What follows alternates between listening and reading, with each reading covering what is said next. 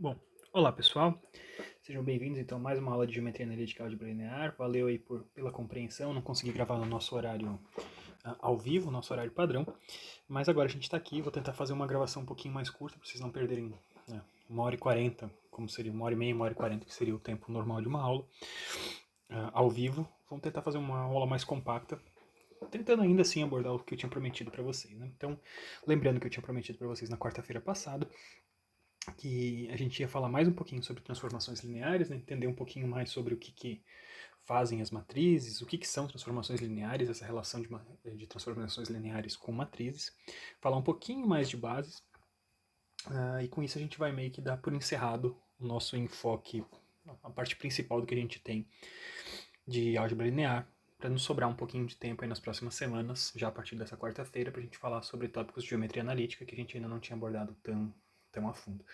Sobrando um pouquinho mais de tempo, ali na última semana eu volto trazendo mais tópicos de álgebra linear relacionado a aplicações que a gente não teve tempo de aprofundar. Né? São todas coisas para as quais vocês terão todas as ferramentas necessárias, mas que a gente não teve até agora tempo de aprofundar, tá bom? Então, transformações lineares. A gente tinha visto que coisas que a gente pode aplicar sobre sobre vetores, por exemplo, né, que se comportam como de forma linear. Então, se eu aplico uma transformação linear de um escalar alfa vezes o vetor x, se isso for igual a alfa vezes a transformação sobre o vetor x, e se eu aplico a transformação linear sobre uma soma de dois vetores, isso é igual à soma das transformações individuais sobre cada um desses vetores, né, essas duas coisas que caracterizam a linearidade. Tudo que se comporta dessa forma é chamado de transformações lineares. Tá? E a gente tinha visto que cada vez que a gente escolhe base para os espaços de entrada e de saída, então os espaços nos quais moram o vetor x e o resultado da transformação t de x, né? Uma vez que a gente escolhe essas bases para cada um desses espaços, a gente viu que as transformações lineares assumem a forma de matrizes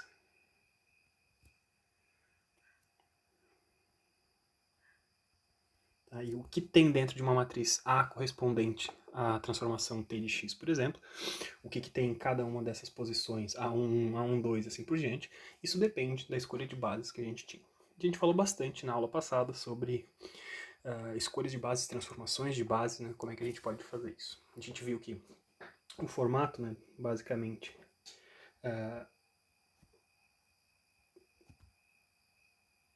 o que existe nas colunas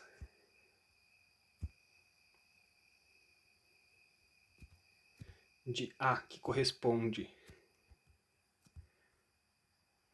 a T de X, tá? É basicamente, né, a gente pode botar preencher as colunas com o resultado das transformações dos vetores da base que a gente escolheu. Tá? Então, se eu tenho para o espaço para um determinado espaço a gente escolhe uma base, né? Com V1 até Vn vetores. A matriz A vai conter, então, as transformações de cada um desses vetores da base. Então, T de V1 compõe a primeira coluna, até a enésima coluna, que é a transformação do enésimo vetor dessa base. Tá? Muito bem, então era nesse ponto, mais ou menos, a gente discutiu bastante sobre as bases diferentes, sobre como que a gente faz transformações de base. E a gente falou bastante sobre escolhas de base, o que eram boas bases. A gente discutiu, por exemplo, que para matrizes quadradas, uma base interessante para representar uma transformação linear é uma base composta pelos autovetores dessa transformação. Tá? Então, se eu sei quais são os autovetores dessa transformação, quais são as direções que tudo que estiver naquela direção não tem a sua direção alterada, mantém a direção, só muda o seu comprimento. Uma vez que eu escolho representar a minha transformação nessa base específica, a transformação linear em si, ela passa a ser representada por uma matriz diagonal, onde o efeito dessa transformação linear sobre qualquer vetor está definido simplesmente pelos termos que estão ao longo da diagonal, e fora da diagonal a gente só tem zeros. Né? Era aquilo que a gente chamava de diagonalização da matriz. Então a gente estava transformando, pegando a essência do que fazia a transformação linear, efetivamente, o mapeamento que essa matriz fazia de um vetor sobre um outro vetor. Isso estava concentrado nessa matriz diagonal, uma matriz que só tinha termos diferentes de zero nas diagonais. Tá bom?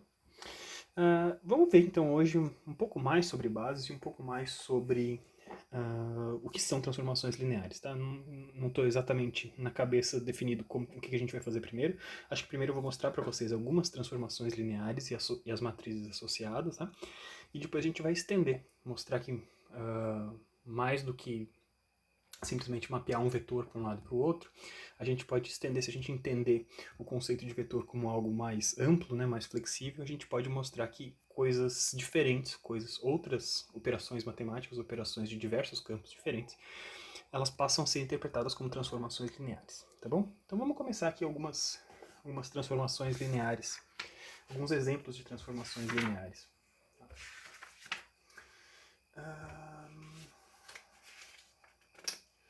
Então vamos lá. Exemplos de transformações lineares.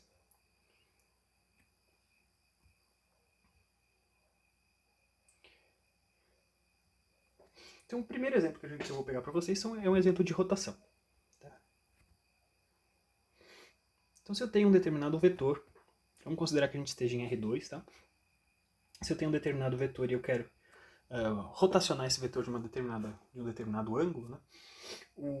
Essa operação de rotação ela pode ser feita através de um mapeamento de uma transformação linear. Tá bom? Então, uma matriz de rotação ela tem geralmente a seguinte característica. Entre um plano em R2, né, a gente tem essa cara cosseno de θ menos seno de θ, seno de θ e cosseno de θ. Uma vez que eu aplico essa matriz, tá, que eu posso chamar essa matriz de Q de θ, tá? Aqui embaixo. Aplico essa matriz sobre um determinado vetor que estava numa direção, né? Digamos que esse aqui era o vetorzinho V original. Vamos desenhar ele na origem aqui. Aplicando essa matriz Q, ele vai rotacionar de um ângulo θ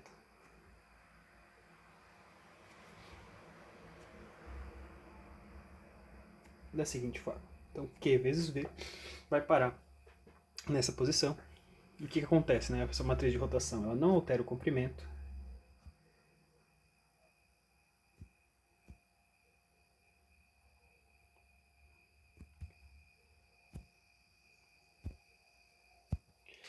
De V. E apenas rotaciona esse cara no sentido que está representado ali. Isso é uma transformação linear, então funciona como uma transformação linear. Lembre-se que o que a gente viu na aula passada existia uma correspondência, né, entre se alguma coisa é uma transformação linear, essa alguma coisa tem um formato matricial, e as matrizes também estão, né, se eu conheço só apenas a matriz, eu consigo a partir da matriz tentar determinar o que é o efeito dessa matriz. Então se eu tenho uma matriz que tem esse formato aqui, de cosseno de θ menos seno de θ, seno de θ e cosseno de θ, o efeito dessa matriz é rotacionar um vetor nesse sentido, tá? Então, vamos pensar um pouquinho algumas coisas a respeito da matriz de rotação. Qual seria a inversa dessa matriz? Ela tem inversa? Ora, ela tem que ter inversa no sentido de que, se a gente pensa, uma matriz ela faz um efeito sobre um vetor e a matriz inversa desfaz esse mesmo efeito, tá bom? Então, qual seria a inversa? Seria uma matriz de rotação de menos θ.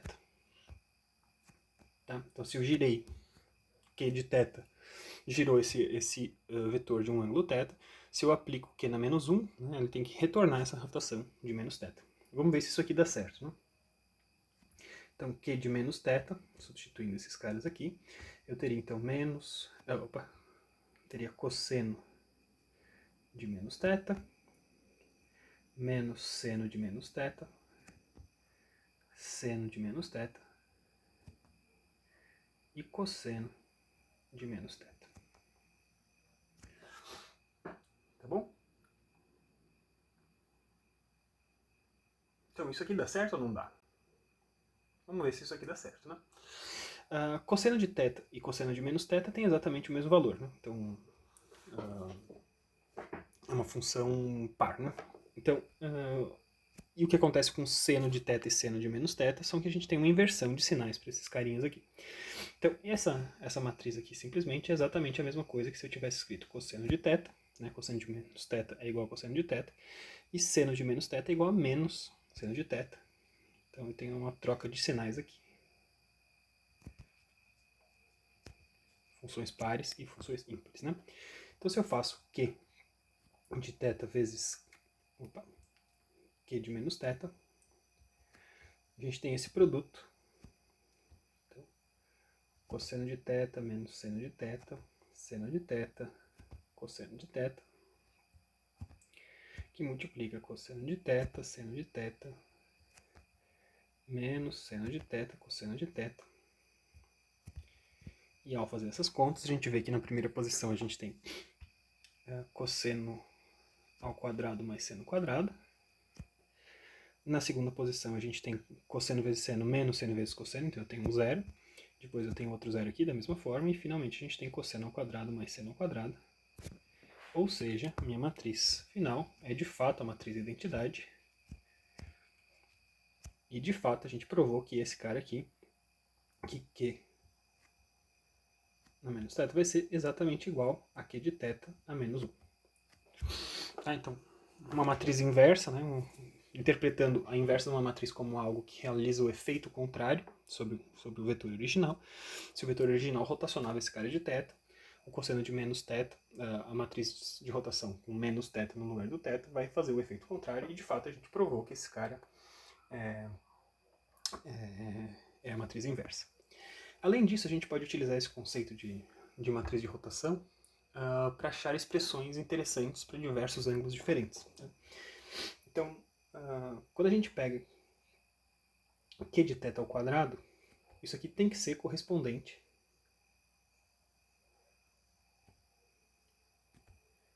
a uma rotação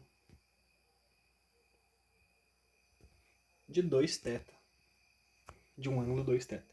Apliquei uma vez essa rotação Q de θ sobre um determinado vetor, rotacionei esse vetor de θ, apliquei de novo esse Q de θ sobre o resultado, estou rodando mais uma vez da mesma quantidade de θ. Então Q ao quadrado, por exemplo, corresponde a uma rotação de 2θ. E da mesma forma, Q de θ elevado a n corresponde a uma rotação de n vezes θ. Então, às vezes a gente precisa, né, uma expressão para quanto é que valem, né? Qual que é a relação entre como é que eu consigo expressar, por exemplo, o cosseno de 3θ e tal. A gente consegue chegar nisso através apenas desse formato de matriz de rotação. Tá? Então vamos ver o que acontece para a matriz quadrada, tá? Que de θ ao quadrado. A gente vai ter cosseno menos seno, seno cosseno, aplicado duas vezes. E o resultado disso vai nos dar cosseno ao quadrado menos seno ao quadrado. Depois eu tenho duas vezes, menos duas vezes cosseno seno. Isso. Menos duas vezes cosseno seno. E, finalmente, cosseno ao quadrado menos seno ao quadrado. Como o efeito tem que ser uma rotação de 2θ, a gente sabe, consegue relacionar cada um desses elementos com a expressão para cosseno de 2θ e seno de 2θ.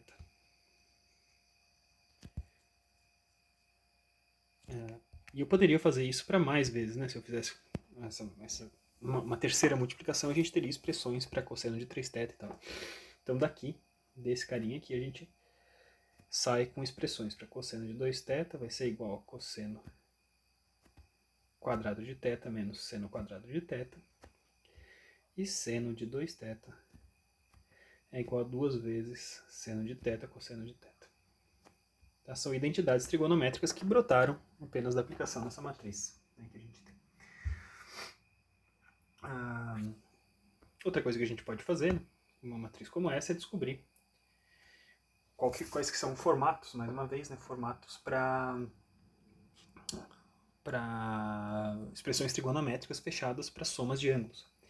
Então, se eu tenho um Q de θ e um Q de alfa aplicado,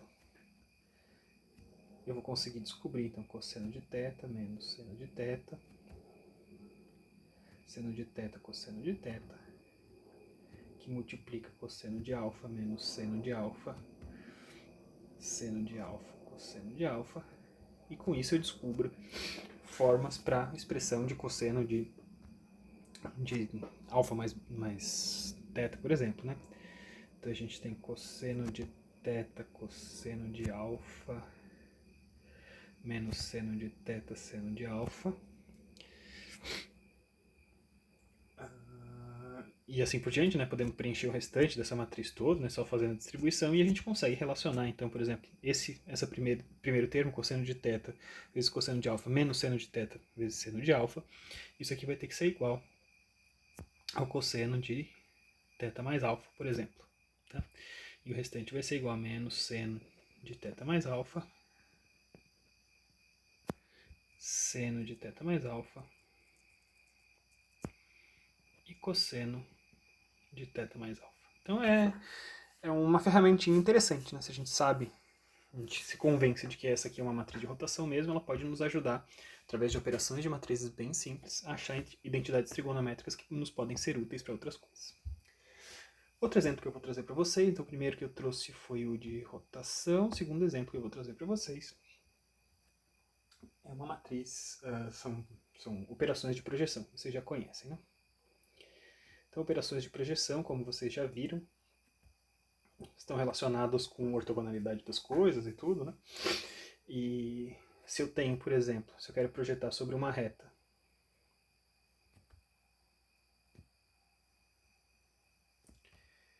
que está a um ângulo θ do eixo x,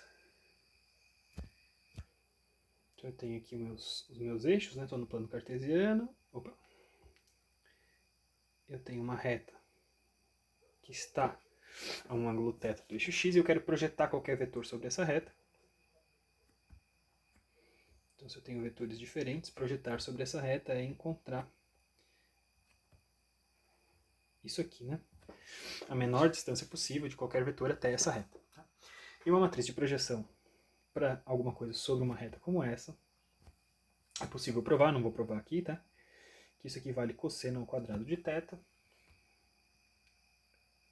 cosseno de θ, seno de θ,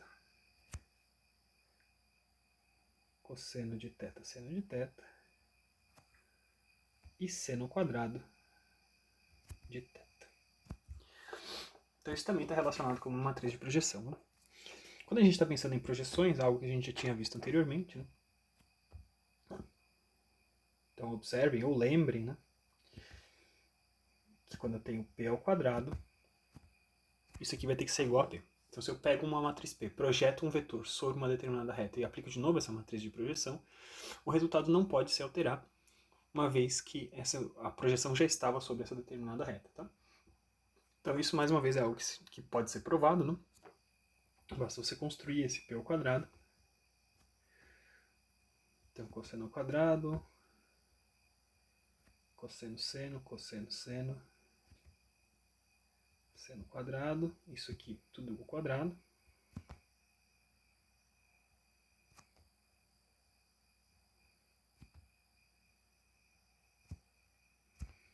Construindo isso dessa forma,